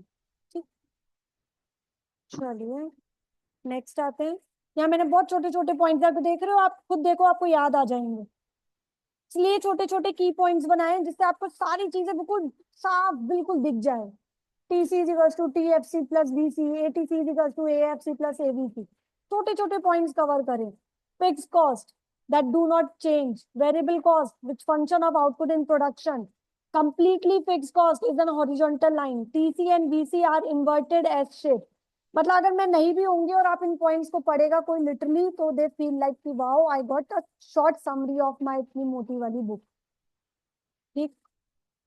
Direct cost, indirect cost, opportunity cost, that's the cost of foregone opportunity. Economic profit, that is accounting profit, opportunity, implied cost. Economic profit, revenue, economic cost भी बोलते हैं, accounting profit, revenue, accounting profit, cost बोलते हैं। Economic cost is equals to accounting cost plus implied cost, और implied cost का दूसरा नाम है opportunity cost। ये रिपीट हो गया। नेक्स्ट, एक्सटर्नल इकोनॉमीज, दो पॉइंट थे, कल भी रिपीट करा था, कल ही पढ़ाया था ये पॉइंट। एक इंटरनल इकोनॉमीज ऑफ स्केल होता है और एक्सटर्नल। इंटरनल कौन से होते हैं, जिन सबको हम क्या कर लें, कंट्रोल कर सके। और एक्सटर्नल कौन से होते हैं, जिनको कंट्रोल नहीं कर पाते, क्योंकि ये सब एक्सटर्नल का पार्ट होता है। जैसे टेक्निकल, हाँ अगर मैं अपने टेक्निकल डिपार्टमेंट को सही रखूं तभी मैं ऑनलाइन क्लासेस ले पा रही हूँ, तो मेरा इंटरनल है पार्ट है। लेकिन एक्सटर्नल क्या है, रॉ मटेरियल ही नहीं मिला। अब पॉइंट आता है मैम देखो यहाँ पे टेक्निकल पार्ट लिखा है, अब मैम टेक्नोलॉजी नेटवर्क सर्वर खत्म हो गया तो वो मेरे कंट्रोल का पार्ट नहीं है, तो टेक्नोलॉजी बाहर का पार्ट है। ठीक है। ग्रोथ ऑफ एंशियंट इंडस्ट्री, मेरे सामने देख देख के, जैसे जेनेसिस इंस्टीट्यूट खुल गया, अब उसको तो मैं रोक नहीं सकती, तो वो मेरा कंपटीटर बन रहा है, तो वो कौन कहलाएगा, एक्सटर्नल, क्योंकि मैं उसको कंट्रोल, वो बात अलग है कि मैं वैसे वैसे देखे। चलो नेक्स्ट आते हैं। Constant return to a scale, इनका समरी एक बारी में बस रिवाइज कल करवाया हुआ था मैंने। तीन तरीके रिटर्न टू स्केल होते हैं, एक इंक्रीजिंग रिटर्न टू स्केल, एक कांस्टेंट रिटर्न टू स्केल और एक डिक्रीजिंग रिटर्न टू स्केल। मेरी इनपुट का प्रोपोर्शन और आउटपुट का प्रोपोर्शन सेम है, इनपुट 5% से बड़ी और आउटपुट भी 5% से बड़ा, तो क्या कहलाएगा, very true, very good. Increasing नहीं बोला, ध्यान रखा, क्यों, क्योंकि बड़ा तो सही लेकिन किस लेवल पे बढ़ रहा है, कांस्टेंट तो कांस्टेंट। इनपुट मैंने 5% डाला, आउटपुट 10% से बढ़ गया, मैंने 1 घंटा एक्स्ट्रा पढ़ा बट मेरी एनर्जी 2 घंटे से बढ़ गई, तो वो क्या कहलाएगा, इंक्रीज। ठीक, एंड वाइस वर्सा। तो मैंने तीनों पॉइंट यहाँ दे दिए हैं, तीन तरीके के रिटर्न टू स्केल, छोटे छोटे पॉइंट्स बनाए हैं बिल्कुल। रिटर्न टू स्केल का मतलब क्या होता है, how output will change when the change in input. याद आ रहा होगा कल की क्लास में सब पढ़ा था। स्केल का मतलब क्या है, प्लांट साइज, प्लांट साइज की हिंदी क्या है, आउटपुट। कितना स्केल है, रिजल्ट, रिजल्ट, आउटपुट, ठीक है। इज एप्लीकेबल और return to applicable is only long run की बात होती है। Again law of variable proportion के 3 स्टेजेस थे, याद होंगे आप सबको, स्टेज 1, स्टेज 2, स्टेज 3। ये सब मैंने यहाँ पे शॉर्ट में करके सारे स्टेजेस के बारे में लिखे हुए हैं, डायग्राम याद होना चाहिए। assumptions learn by heart, very important, बहुत बार पेपर में आता है। देखो टेक्नोलॉजी रिमेन कांस्टेंट, क्योंकि कभी कभी पेपर में वो assumption से रिलेटेड क्वेश्चन जरूर पूछता है। नेक्स्ट आते हैं एपीएमपी के रिलेटेड क्वेश्चन, वही 3 रिलेशनशिप आप सबको पता है। एपीएमपी बढ़ता है, हाँ बढ़ता है, तो कब तक बढ़ता है, जब टीपी हमारा पॉजिटिव रहता है। जब टीपी मैक्सिमम हो जाता है तो एमपी क्या हो जाता है, 0। जब टीपी गिरने लग जाता है तो एमपी क्या हो जाता है, नेगेटिव। याद आ गया, एपी कभी भी नेगेटिव नहीं होगा, एपी कभी भी 0 नहीं होगा। जैसे ये वाले हमें टॉपिक अच्छी तरह याद है, उसके पीछे रीजन 12th में भी पढ़ा था, और पढ़ा नहीं था 12th में, क्या किया था, याद किया था। कितनी बार टेस्ट दिए थे, हैप्पीली दिए थे, और सबसे बड़ी टेंशन थी बोर्ड। तो जब इतनी टेंशन में आपने वो चीजें याद करी थी, तो बोर्ड का भी एग्जाम है, कॉम्पिटिटिव एग्जाम है। तो कॉम्पिटिटिव एग्जाम में जो इंटरनेशनल ट्रेड वाले चैप्टर हैं, जो एडवाइजरी वाले हैं, पीछे वाले चैप्टर हैं, फिस्कल पॉलिसी, मॉनेटरी पॉलिसी, उन्हें भी क्या करना पड़ेगा। तभी आपका आंसर बिल्कुल स्पीड से होगा, जैसे कि अभी तुम्हारे दिमाग में वो पूरा डायग्राम खुल गया था। मैं बोल रही थी बट तुम्हारे दिमाग में वो इमेज खुल रही थी। क्यों खुल रही थी, क्योंकि हमने वो वाली इमेज खुद बनाई हुई थी, ठीक है। ऐसे ही अगर हम नोट्स बनाते हैं तो जल्दी हेल्प हो जाता है, लेकिन अब हम कुछ नहीं बना सकते, तो अब हम क्या कर सकते हैं, सिर्फ और सिर्फ जितने भी ग्रुप में आप देख रहे हो, आपके लिए वो छोटे छोटे समराइज नोट्स भेज रही हूँ, इसीलिए भेज रही हूँ जिससे कि आप जल्दी से रिकैप कर सकते। टीपी एपी एमपी के लिए मैंने छोटे छोटे से एक शॉर्ट में पॉइंट्स बना दिए हैं। Next we are coming up, 4 factors of production कौन कौन से होते हैं, land, labour, capital and entrepreneur. सामने देख सकते हो छोटे छोटे से लेबर, लैंड, लैंड से रिलेटेड पॉइंट्स बना दिए हैं, दिख रहा है। लैंड की सप्लाई क्या है, इज लिमिटेड इन सप्लाई, कल क्वेश्चन किया था जिनको याद आ रहा हो, बहुत एमसीक्यू में कल। हाँ, जिसके लिए, क्यों,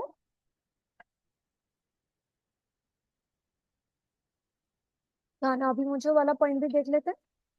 चलिए, कल वाली क्लास ली थी क्या, एमसीक्यू वाली, कल वाली क्लास। कल वाली क्लास में हमने बहुत सारे एमसीक्यू, नियर बाय 40 एमसीक्यू करे थे इसी चैप्टर के, तो कल वाली क्लास का वीडियो देख लेना। आगे पढ़ते हैं, अभी सामने देख लो, नेक्स्ट देखते जाओ सारे, कोई भी ऐसा पॉइंट मुझे लगेगा मैं रुक जाऊंगी, बाकी आप भी नजर मारे। बहुत सिंपल सिंपल वाले दे रखे हैं, rise in the cost of factors of production will lead to decrease in the quantity supplied. अगर मेरी किसी चीज की कॉस्ट ज्यादा हो जाएगी तो ऑब्वियस सी बात है उसकी सप्लाई क्या होने लग जाएगी, कम, क्योंकि वो महंगा हो जाएगा, मैं कम करूंगा उसे। बजट लाइन क्या होता है, it's a combination of two goods which the consumer can buy spending a given money income in two goods at their given price.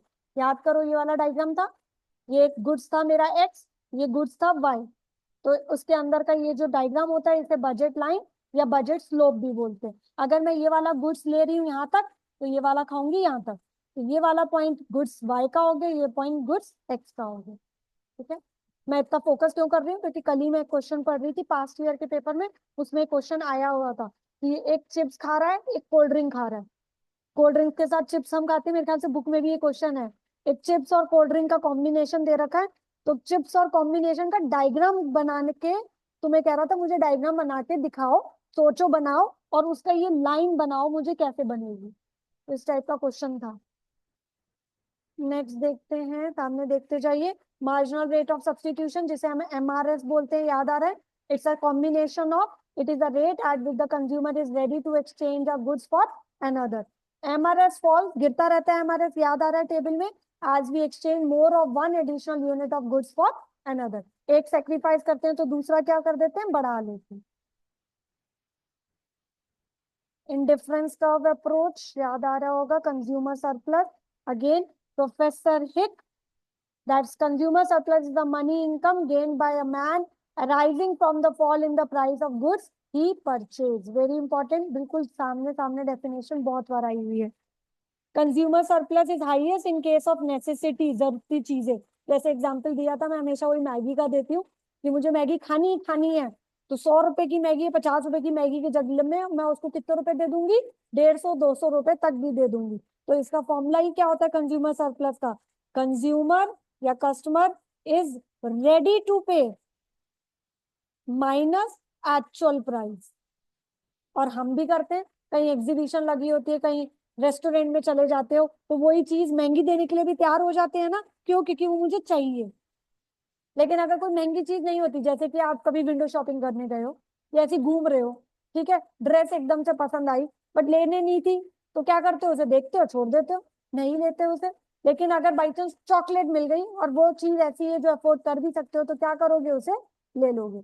और तुम्हारा एग्जाम्पल तो छोड़ दो, तो छोटे वाले बच्चों का एग्जाम्पल लो, उन्हें कहीं ले जाओ मेले वेले में, उन्होंने वो चीज लेनी है तो, वरना क्या होगा, वहीं लेट जाएंगे। तो उनके लिए कंज्यूमर सरप्लस का जो अमाउंट आता है वो बहुत ज्यादा आता है। क्यों? क्योंकि वो 1 रुपए की चीज, 1 रुपए की चीज के 100 रुपए भी देने के लिए क्या हो जाएंगे? रेडी हो जाएंगे।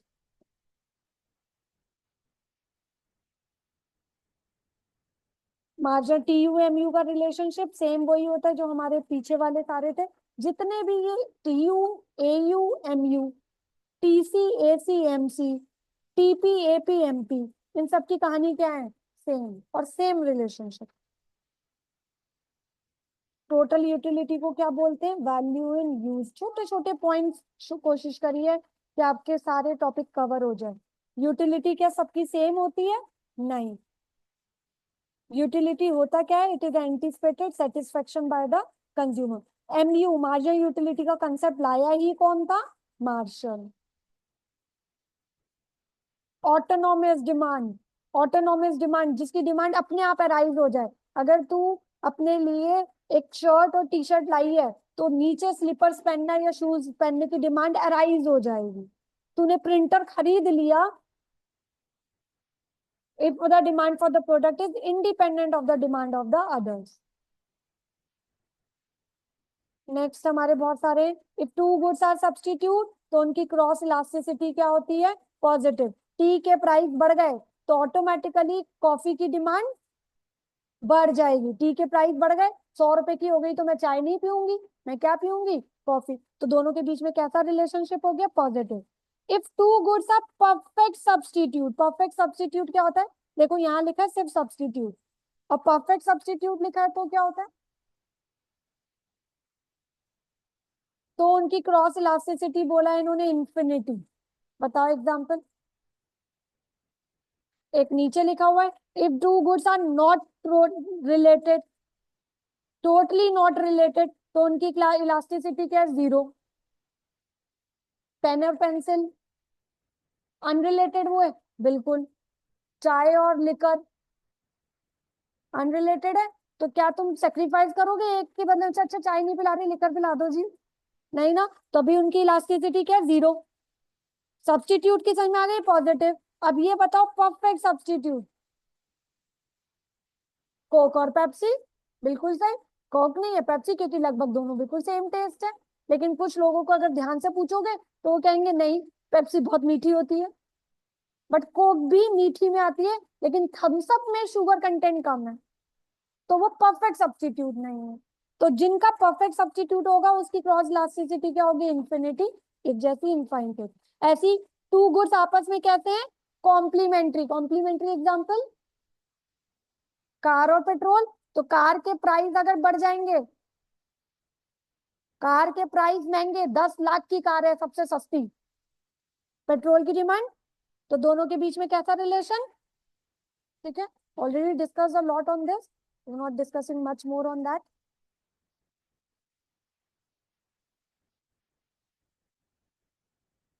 देखो, commodity which are consume by the consumer due to habit, ये तो मुझे चाहिए, मेरे इसके बिना रह ही नहीं सकती, तो उस चीज के लिए उसकी इलास्टिसिटी क्या होती है? 0 या लो इलास्टिसिटी, या इनको इन इलास्टिक भी बोल सकते हैं। भैया मुझे चाहिए चाहिए, मेरी हैबिट है, मैं नहीं रह सकती इसके बिना, तो उसकी इलास्टिसिटी चेंज नहीं हो सकती। ध्यान रखना सिंपल वर्ड में, जिसकी इलास्टिक चेंज हो जाए, जिसकी डिमांड की कंजम्पशन चेंज हो जाए तो इलास्टिक, और नहीं चेंज हो तो इन इलास्टिक। ठीक है, लग्जूरियस गुड्स चेंज हो जाएगी, भाई गोल्ड लग्जूरियस है, डायमंड लग्जूरियस है, खरीद ही नहीं पा रहे, क्यों? प्राइस ज्यादा है, तो लग्जूरियस है, नहीं चाहिए, हाईली इलास्टिक। चीनी, नमक, 1 लाख रुपए का भी हो जाए तब भी लोग खरीदेंगे। ठीक। नेसेसिटी गुड्स की क्या होती है? वेरी लो या zero. More number of uses of a commodity, एक कॉमोडिटी के बहुत सारे यूजेस हैं। मिल्क, चाय भी बनती है, कॉफी भी बनती है, मट्ठा भी बनता है, तो क्या है? Highly elastic.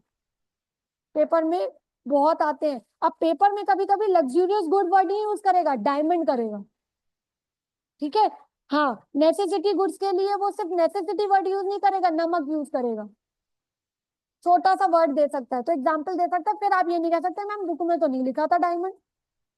ठीक है, इस तरीके से वो चेंज जरूर कर सकता है। अगेन ये सारे मैंने एक शॉर्ट में दे दिए। इलास्टिक अगर 1 से ज्यादा है तो रिलेटिव इलास्टिक डिमांड कर, 1 से कम है रिलेटिवली इन इलास्टिक, 1 के बराबर है तो यूनिटरी इलास्टिक, इक्वल। ये इलास्टिक तो बेटा ऐसे होता है और इन इलास्टिक ऐसे होता है। एग्जाम्पल में इसमें क्या होता है, ये प्राइस सेम है और इसकी क्वांटिटी चेंज हो रही है, इसमें क्वांटिटी सेम है और प्राइस चेंज हो रहे हैं।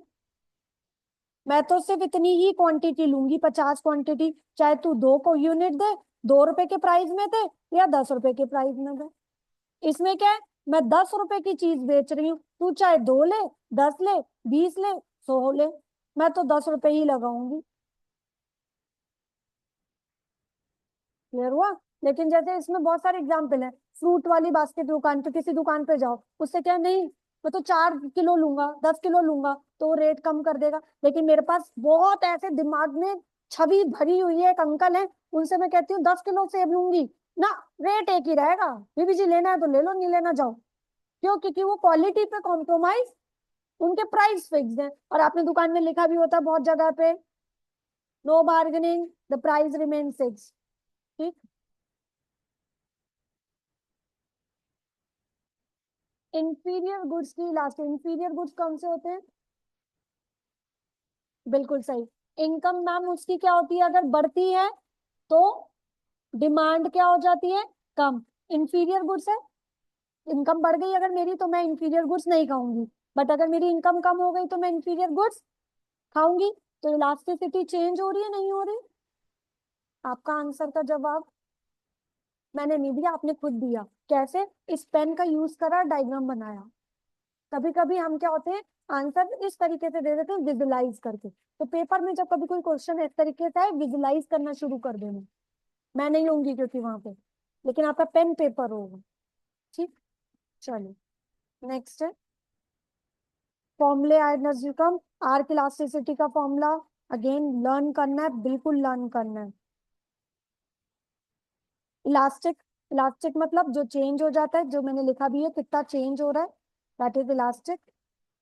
हाँ, एक्सपेंशन कॉन्ट्रेक्शन और शिफ्ट याद होगा, जो भी एक्सपेंशन कॉन्ट्रेक्शन होता है वो due to change in price होता है, और इंक्रीज और डिक्रीज जो होता है due to change in other fact. Given goods हमेशा has an direct price demand relationship, इसके प्राइस बढ़ते हैं तो डिमांड बढ़ती है, तभी ये एक्सेप्शन में आता है। ठीक है। और इंफीरियर गुड्स और गिवन गुड्स में सिर्फ एक ही अंतर है, इंफीरियर गुड्स का सब्स्टिट्यूट होता है, गिवन गुड्स का सब्स्टिट्यूट नहीं होता। वरना given goods is just like, देखो लिखा भी है मैंने यहाँ पे शायद, are those goods which are considered as inferior and which occupy a substantial place in the consumer budget. Inferior जैसा ही होता है। ठीक है। टेट्रियस पेरिबस में तो देख रहे हो, मैंने एक छोटे छोटे पॉइंट्स तक लिखे हुए हैं, जो मुझे पता है तुम्हें आता है, बट कुछ ऐसे लोग होंगे जिन्हें ये भी नहीं आता होगा, इसलिए छोटे छोटे पॉइंट्स के रिलेशनशिप। जब प्राइस ऑफ कॉम्प्लीमेंट्री गुड्स के प्रोडक्ट के प्राइस बढ़ जाएंगे तो उसकी डिमांड क्या हो जाएगी? कॉम्प्लीमेंट्री प्रोडक्ट के प्रोडक्ट कम हो जाएगी तो डिमांड बढ़ जाएगी। इन ऑल टुगेदर दोनों के बीच में कैसा रिलेशनशिप है? नेगेटिव। सब्स्टिट्यूट में कैसा होता है? पॉजिटिव। देखो, इसी से आपको चीजें समझ में आ रही होंगी कि कितना ब्रीफ करके छोटे छोटे पॉइंट्स बना रखे हैं। कि अगर पढ़ लिया तो I give you a damn guarantee this 458 points will make a change in your paper. Next, in capitalist economy how to produce is decided by the all the factor. मैं खुद डिसाइड करती हूँ कैपिटलिस्ट इकोनॉमी में, क्योंकि सारी चीजें मेरे हाथ में होती है. कैपिटलिस्ट इकोनॉमी के फीचर्स. कैपिटलिस्ट इकोनॉमी का मेन पर्पस क्या है? सारी चीजें किसके ऊपर डिपेंड करना है? कस्टमर के ऊपर. जैसा कस्टमर को पसंद आएगा, तुझे ये पसंद है, मैं तुझे वो बेचना शुरू कर दूंगी. इवन आप देखो, कभी भी आज तक अगर मैं थोड़ी सी आपकी कंडीशन की बात बोलूं, जब मैं आपके लेवल पे थी तो मॉल जाते थे तो हमें मॉल में कभी भी लिकर शॉप नहीं मिलती थी. अब मॉल में लिकर शॉप होने लग गई, और इतनी सुंदर लिकर शॉप होती है कि पैर अपने आप जाते देखते तो आए एक बार है क्या. इफ आई फील अप दो, मतलब मेरी भी डिग्निटी कभी मन करती है नहीं नहीं नहीं जाना, बट इतनी सुंदर होती है कि just to make it explore कि क्या है क्या. क्यों? क्योंकि डिमांड आ रही है. डिमांड आ रही है तो सप्लाई आ रही है. नॉर्मेटिव पॉजिटिव याद आ रहे हैं? नॉर्मेटिव क्या होता है? It's a science that passes a value judgement. Again positive economy which discuss on what is or pure economic cause and effect relationship, but it does not pass any value judgment. और normative हमें क्या देता है? Value judgement. ऐसा नहीं होगा तो कैसा होगा?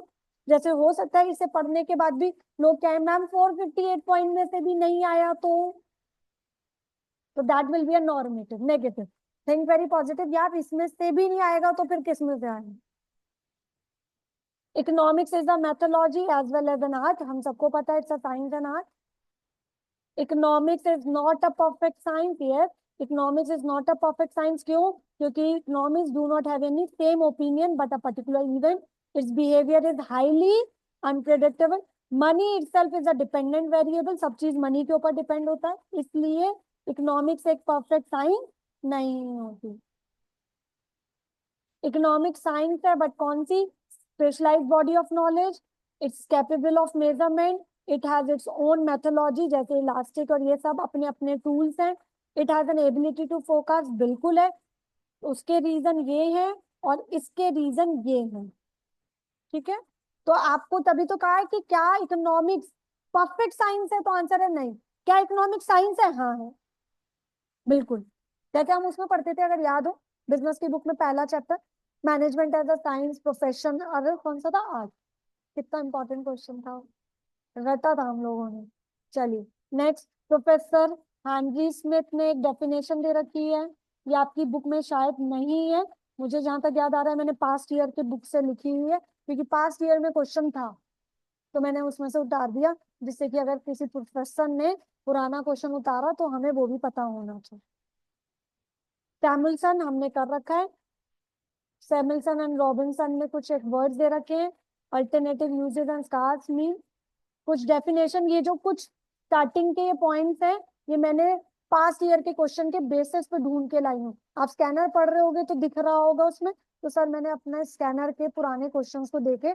99% नहीं आने चाहिए क्वेश्चन, क्योंकि हमारी बुक में नहीं है. लेकिन मैंने तुम्हें बताया कभी कभी स्कैनर से क्वेश्चन उतर के आ जाता है, वो पास्ट ईयर के. और पेपर में कोई भी क्वेश्चन इस तरीके से नहीं होगा कि अच्छा ये तो गलती से दे दिया. ठीक है. ये तुम्हें याद करना पड़ेगा. जैसे रॉबिन्सन की डेफिनेशन है, रॉबिन्सन ने किस बात को बोल रखी है, थोड़ा बहुत, ज्यादा नहीं. तो मैंने वो स्कैनर के जो क्वेश्चन थे वो सारे यहाँ पे अकॉर्डिंगली रॉबिन ने इकोनॉमिक्स को क्या बोला, economics is a choice making. आप चॉइस ही तो करते हो. आपके यहाँ बहुत सारे ऑल्टरनेटिव होते हैं. परफेक्ट कंपटीशन में जाऊँ, मोनोपोली में जाऊँ, मोनोपोलिस्टिक में जाऊँ, मैं अपनी पार्टनरशिप फर्म खोलूँ, कंपनी खोलूँ, प्राइवेट कंपनी खोलूँ, पब्लिक खोलूँ, एलएलपी खोलूँ, तो क्या है? चॉइस ही तो. मार्शल एंड पिगू ने भी अपनी डेफिनेशन दे दी थी. उन्होंने बोला economics is a study of wealth and Mankind. Again देखो, ये रिसर्च है.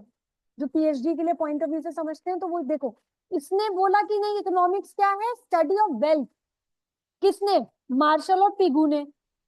इन सब ने क्या बोला? रॉबिन्सन ने. क्या? It is a theory of choice. अब ऐसे मैम क्यों होता है? इसका एक छोटा सा एग्जाम्पल. आप सीए में इनकम टैक्स पढ़ोगे, जीएसटी से रिलेटेड, ऑडिट पढ़ोगे, कॉस्टिंग पढ़ोगे, लॉ पढ़ोगे, ऑडिट पढ़ोगे. क्या तुम सबके राजा बन जाओगे? गेटिंग? कोई बनेगा ऑडिट का राजा, कोई बनेगा कॉस्ट मैनेजर का राजा, कोई बनेगा टैक्सेशन का राजा. तो ऐसी रॉबिन सब राजा बने किस चीज के? उन्होंने कहा इकोनॉमिक्स क्या है? Choice making. इसने किसको फोकस करा? वेल्थ एंड इसने करा, that is focus on social welfare. According to them economics should be concern only with the welfare economy. भैया वेलफेयर के लिए हमारी इकोनॉमी होनी चाहिए, सोसाइटी की वेलफेयर के लिए होनी चाहिए। ठीक। अब एक और सर आए, देखिए, एडम स्मिथ एंड जेबी सेठ, इसने क्या कहा? वेल्थ तो है, लेकिन देखो इसने क्या कहा साफ साफ, इसने कहा सोशल वेलफेयर नहीं है। तो पिगू और मार्शल ने क्या कि नहीं वो वेलफेयर है। और तभी इसके पीछे, तभी मैंने एमए करा स्पेशली इकोनॉमिक्स से, ये अंडरस्टैंड करने के लिए कि यार ये कहना क्या चाहते हैं। तो फाइनली मुझे तब समझ में आया, ये सब स्पेशल एरियाज को पढ़ते हैं अपने अपने एरियाज में, उस एरिया की कहानियां लेके आते हैं।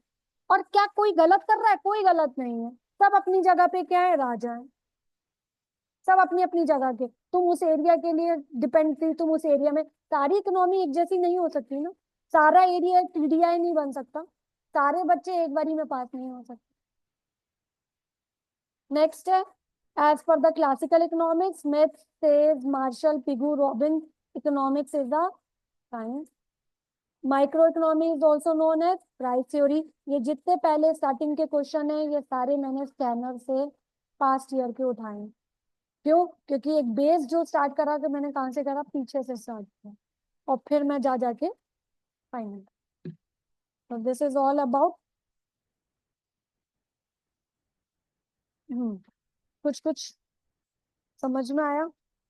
बट क्या इसी को अगर हम पढ़ें और अपनी स्टडी मटेरियल को बंद कर दें तो वर्कफुल है? नहीं। और तभी मैंने कहा है कि ये पीडीएफ फाइल हमें कब खोलनी है, आज एक बार खोल ली, बस एक बारी और, कब? जब हमारा बिल्कुल लास्ट मॉक टेस्ट से पहले, रिवाइज करते समय तब, और फिर बस पेपर के बीच में, उससे पहले इस पीडीएफ को नहीं पढ़ना। तब तक क्या पढ़ना है? अपने बुक सारी, नोट्स पढ़ो, स्कैनर के क्वेश्चंस करो, और जितने भी मॉक टेस्ट और रोज के टेस्ट हो रहे हैं उनको करो। That will be make for you. क्योंकि अभी May 25 है, आप लोगों ने एनरोल करा और शायद अभी अभी एंजॉय करा है ये सारी क्लासेस का सेन्यू, पहले से तो नहीं कर रहे हो आप, हम भी तो आपसे पहले से कर रहे। अच्छा, नहीं लेते थे, अथवा आपने अभी से किया, मैम आपने जनवरी से किया, तो दैट मीन्स अभी अभी, और आपके जनवरी से किया तो आपके बीच में पेपर भी थे, बोर्ड के तो नहीं थे? अच्छा, तेरे थे, तो सोचो तुझे खुद भी पता था कि भाई मैं अभी बोर्ड से फ्री हुआ हूँ मुश्किल से 1 महीने पहले, तो टक्कर तूने पहले ही ली थी, तो टक्कर ली है तो ये सोच के लिए कि हाँ मैं कर लूंगा, तो कर भी लूंगा, मैं भी मान के चल रही हूँ बिल्कुल हो जाएगी। तो don't take it any tension, प्यार से पढ़ना चाहिए, डर के नहीं पढ़ना चाहिए। सुबह सुबह 6:30 बजे एक लड़की रोते रोते फोन कर रही है जिसको मैं जानती तक नहीं थी। I am just sharing you this, क्यों? क्योंकि वो गलती तुम मत करो, क्योंकि उसका कल पेपर है इंटरमीडिएट फाइनल का, और वो इतनी डिप्रेशन, मैम मैं तो छत पे जा रही हूँ गिरने के लिए। तो sometime depression boost up, and I don't know, मैंने अननोन नंबर से एकदम से उठाया, तो मैं सारे अननोन नंबर से उठाती हूँ, कोई ऐसा ना हो जाए। बड़ी मुश्किल से उसे हंसाया, मैंने कहा अरे यार कुछ नहीं होता, पेपर ही तो है, और बिल्कुल सब कुछ आता है। उससे 2-3 क्वेश्चन बहुत इजी सी से पूछे, उसने आंसर दी, मैंने कहा देख तुझे तो सारे आते हैं, तो उसने कहा हाँ यार मैम मैं तो ऐसी टेंशन ले रही थी, मुझे तो आता है। तो समटाइम्स गोज अप। तो अगर आपके भी माइंड में कोई डर आ रहा हो तो बिजनेस साइकिल को याद करना, अपनी हार्ट बीट्स याद करना, कि नीचे हो रही है तो अच्छी बात है, अब ऊपर जाएगी, और ऊपर जाई कि मतलब बहुत अच्छा लग रहा है तो समझना कुछ ना कुछ होगा। तो it's a plain life, up and down, up and down, rose